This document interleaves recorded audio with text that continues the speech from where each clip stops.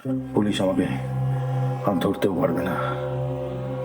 যে ডেটে ঘটনাটি ঘটে সেই দিন এই নার্সিংহোমে আপনি আমার অ্যাপেন্ডিসাইটিস অপারেশন করছেন।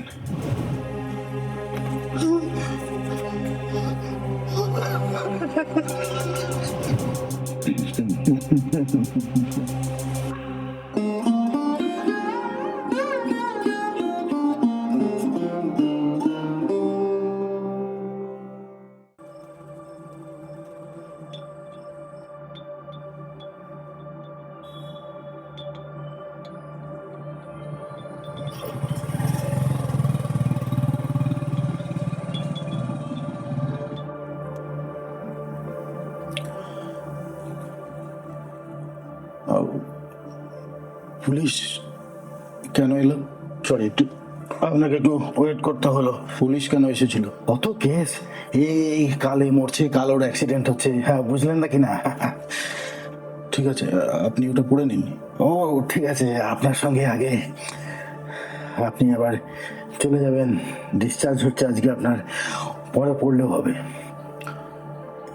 একটা বিষয়, এই এই এতদিন আমার নার্সিংহোমে থাকলেন, আপনার অপারেশন করলাম, আপনার পুরনো অ্যাপেন্ডিসাইটিস, আপনি একটা ব্যাকডেটেড সার্টিফিকেট আমার কাছে চেয়েছিলেন, সেটাকে আরো পাকাপোক্ত করার জন্য, বুঝলেন নাকি না?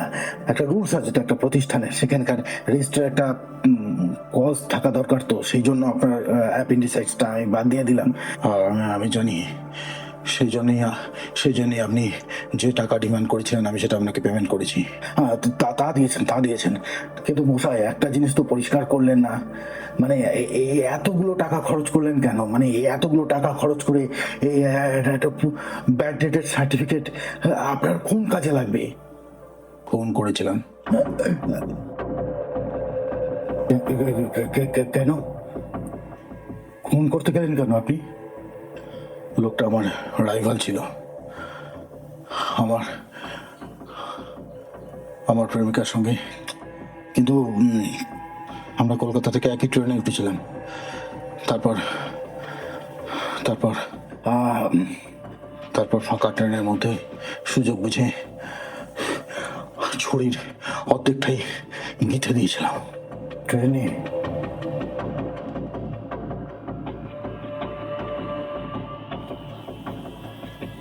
অনেক অনেক দিন ধরে আমি তাকে সাবধান করেছিলাম, কিন্তু কিন্তু কিন্তু কানে তোলেনি সে কথা। আচ্ছা, আমার এই নার্সিংহোমের সন্ধান পেলেন কি করে? আসলে ট্রেন থেকে নেমে প্ল্যাটফর্মে কয়েকজনকে ইতস্তত জিজ্ঞাসা করতে ওরা আপনার এই নার্সিংহোমের কথা বলে। তারপর তারপর সেই মতো ওরা আমাকে রাস্তার ঠিকানা বলে দেয়। আমি আমি এসে আপনার সঙ্গে যোগাযোগ করি। যে ডেটে আপনি ট্রেনে অপকর্মটি করছিলেন সেই ডেটে আপনার এখানে অ্যাপেন্ডিসাইটিস অপারেশন হয়েছে।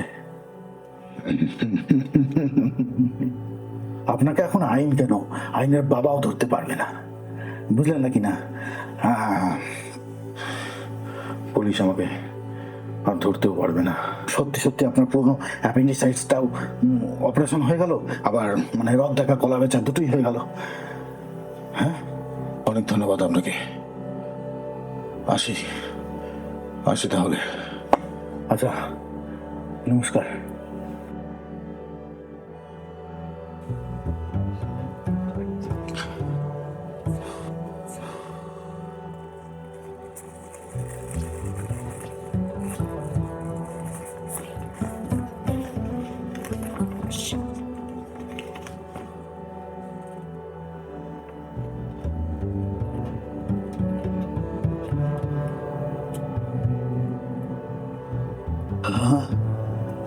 সে কি,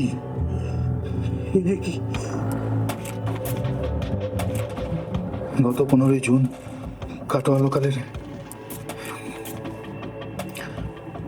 একটি কম্পার্টমেন্ট থেকে একটি মৃতদেহ উদ্ধার হয়। আত্মহত্যা নয়, ছুরিকাঘাতে খুন বলেই প্রতীয়মান হয়। মৃতদেহের বাজুতে উল্কেতে একটি নাম লেখা ছিল, রমেশ। আর তার পাশে আপনার বাড়ির ঠিকানা ছিল। তাই আমরা আপনাকে চিঠি লিখে জানাচ্ছি, যদি মৃতদেহটি আপনার কোনো পরিচিত হয় বা স্বজন হয়, অনুগ্রহ করে থানায় এসে জানালে আমরা।